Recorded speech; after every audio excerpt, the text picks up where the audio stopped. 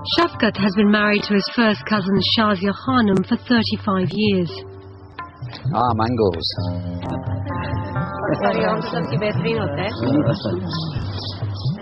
His mum and dad, Farnam Begum and Ali Bahadur, are also first cousins. Shafkat's eldest son Imran has continued the family tradition and just married his first cousin in Pakistan. That's 3 generations of first cousin marriage. तो फायदा क्या पड़ता है cousin से शादी करें तो? फायदा ये है कि हमें एक दूसरे की आपस में हमदर्दी पैदा होती है, कोई तकलीफ होती है तो एक दूसरे की तकलीफ को हम तकसीम करते बांटते हैं। मेरी बहू ये मेरी तकलीफ को महसूस करती है और ये एहसास करके ये फौरन पहुंचती है कि इनकी मदद को पहुंचो। अगर इसको कोई तकलीफ होती है तो मैं फौरन पहुंचता हूँ। इसी तरीके इनको जो आपस में हमदर्दी होगी, अगर हम बाहर से शादी करेंगे तो वो हमें हमदर्दी नहीं मिल सकेगी। It's a very happy atmosphere. For example, at weekends, all the families get together at this house, and we call Dad's house like White House. You know, everybody is called into this parliament, and they would have food together, they would have chats together.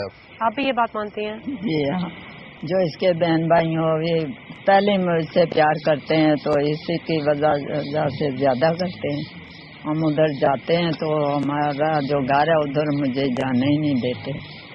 वो बोलते हैं इधर ही रहें हमारे पास, हम आपका देखभाल करेंगे। क्या ज्यादा मोहब्बत प्यार होता है ना, अगर कुछ बोल भी जाने जो बड़े हैं तो इतना महसूस नहीं होता, क्योंकि हम रिश्तेदारी ऐसी होती है, बहन भाई होते हैं, उनके अगर औलाद एक दूसरे के घर शादी हो जाती है। We haven't seen any negativity in it, so therefore we are all for it. Although between 4 and 10% of the children of first cousins are at a high risk of recessive disorders, people who support cousin marriages say this means that 90 to 96% of the time the children will be healthy.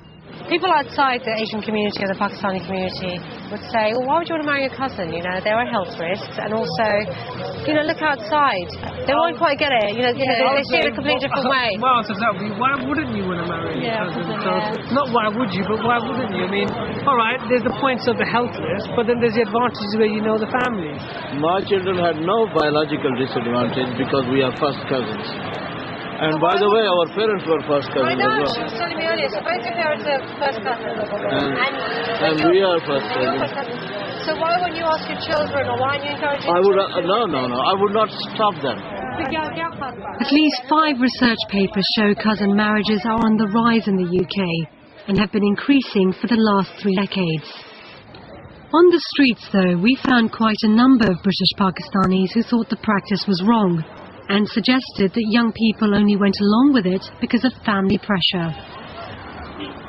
I personally think it's wrong, do you know what I mean? Like, everything aside, right, but first cousin marriage, it's a bit wrong. I think it's a bit incest, to be honest.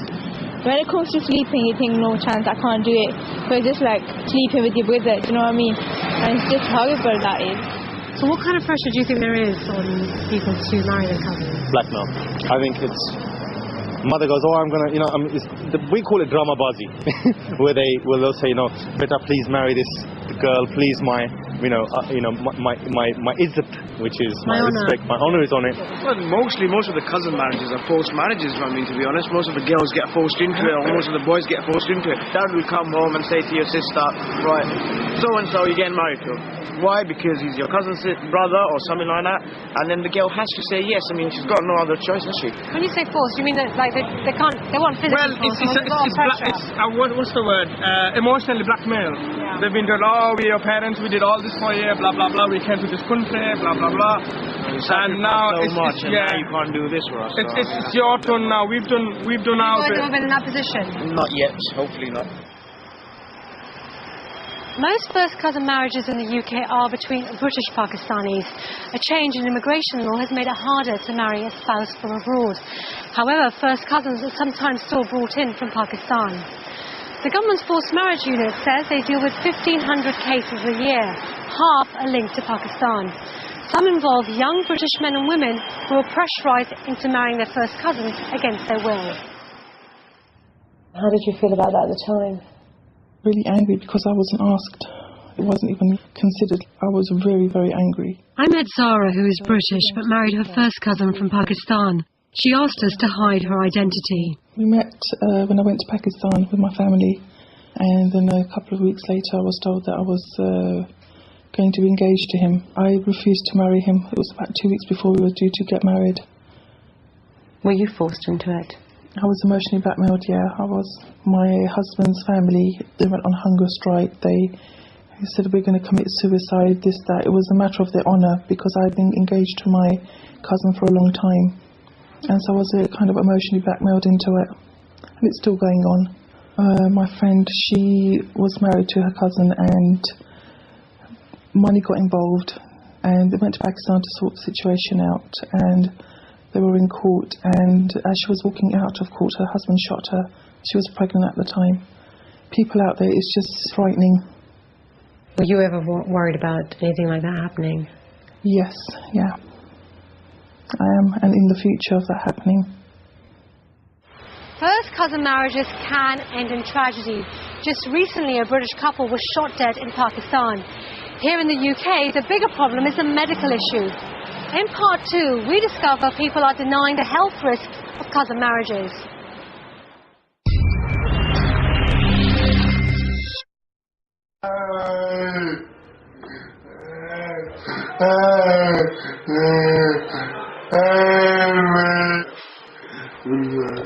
In Bradford, at the Akhtar family home, life is unbearably difficult. Mohsin feels constantly frustrated. His two sisters, Hina and Zainab, are unable to look after themselves, and their sight and hearing is getting worse. Their parents find it hard to come to terms with the idea that as first cousins, they pass down a gene that caused their children's terrible disabilities. What has the doctors actually told you about this? It told you that it could be anything to do with the fact that you two are first cousins? Yes, they told this is a genetic disease, but I don't think this is right, but they told us. My other brother, he got married with her sisters. He got 5 children, all of them perfectly right, there's no disability with them. मैं तो कहती हूँ अगर हम शुरू से इधर होते तो मेरे बच्चे इस तरह होने नहीं थे. बच्चे नॉर्मल थे शुरू से, और उनकी जो रूटीन थी बच्चों की वो ठीक नहीं थी कि हर वक्त बीमार बीमार बीमार डॉक्टर के पास जाना, चक्कर और डॉक्टर की दवाइयाँ दे दे के तो बच्चे इस तरह हो गए हैं, क्योंकि बच्चे बिल्कुल नॉर्मल थे. मैं तो अभी तक मुझे यकीन नहीं आता कि मेरे बच्चे इस तरह हो चुके हैं. क्या ब्लेम करना, बस ये हमारी किस्मत में था, ये आजमाइश. Some families call it fate. However, doctors are in no doubt about the cause. While an average children's hospital will see 20 to 30 different recessive genetic disorders over a decade, in Bradford, one children's hospital alone has seen 165. Consequently, Bradford NHS Hospitals Trust has initiated one of the world's most comprehensive studies, looking at the health of 14,000 babies over the next 20 years, at the same time establishing the full medical consequences of cousin marriage on children's well-being. Professor Marcus Pembry is a former government advisor on genetic health and a clinical geneticist. For any particular gene, you get 2 copies, one from your mother and one from your father. If you have a single defective gene, or mutation as we call it, there's no outward manifestation. And this can just be passed from parents to children to children to grandchildren with no effect. It's only when both parents happen to be carriers, and then there is a 25% chance that a child would get the double dose. They have no normal gene and they suffer from the disease. First cousins share grandparents. And if you imagine that a rare recessive mutation, single copy in one of the grandparents, there is then not unusual for it to be passed on to both grandparents' children and then on to their offspring, who are the cousin. On average, if you're a carrier, then there's a 1/8 chance, 12.5% chance, that your first cousin would also be carrying that gene.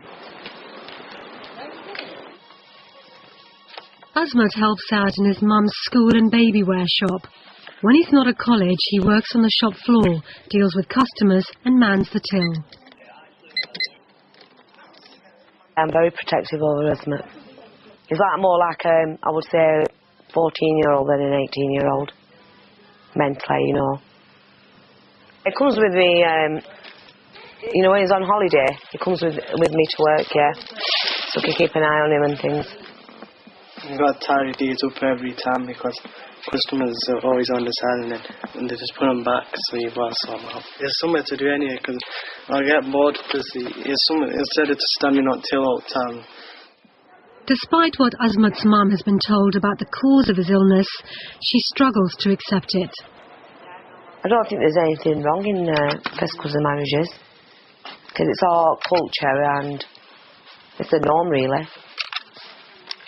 But having said that, it did put me off having more to my ex-husband now, but, you know, because I couldn't go through that again, having another child with the same problem. The thing is, though, it's not guaranteed that it's going to happen, though. It's like high risk, it's 1 in 4, but it could be, like, if it's 1 in 4, it's like 3, it could be okay. Yeah? Just think it was one of those things. Because my daughter, she's fine. Yeah, what's that? What's the book? Azmat's older sister Syra also lives at home and helps out at the shop when she can. When I was young, I couldn't understand, well, why was I born perfectly fine and stuff, and my brother had a condition and things like that. A lot of families think it's just luck. Yeah, the luck, you know, the way it's meant to be, or God's will, as I say. That's how it is perceived, I think.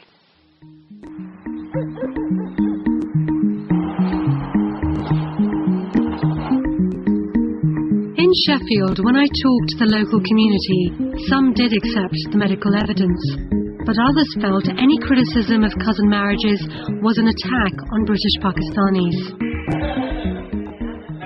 The community does feel that it's being targeted all the time at the minute, whether that be through the prevent agenda, forced marriages, first cousin marriages now, and the community is like battening down its hatches and not wanting to engage, not wanting to share their experiences, and it does feel like we're drowning in all sorts of attacks here. I don't see any reason, any high prevalence of a particular disease in Pakistan where people have been marrying from centuries with the first cousins. Scientifically, there's an evidence that children are being born with disabilities from first cousin marriages. If that is true and evidence is there, then obviously identifying the issue and then basically raising awareness amongst the communities, that is something I feel needs to happen. They should talk about it, but it's how you talk about it. You should make it a general thing rather than target it at a certain community. People in the community are going to hold their hand up and say, oh, us again. Cousin marriage is really, I think, it's about time that we should really seriously to think about that, because our coming generation, they are suffering.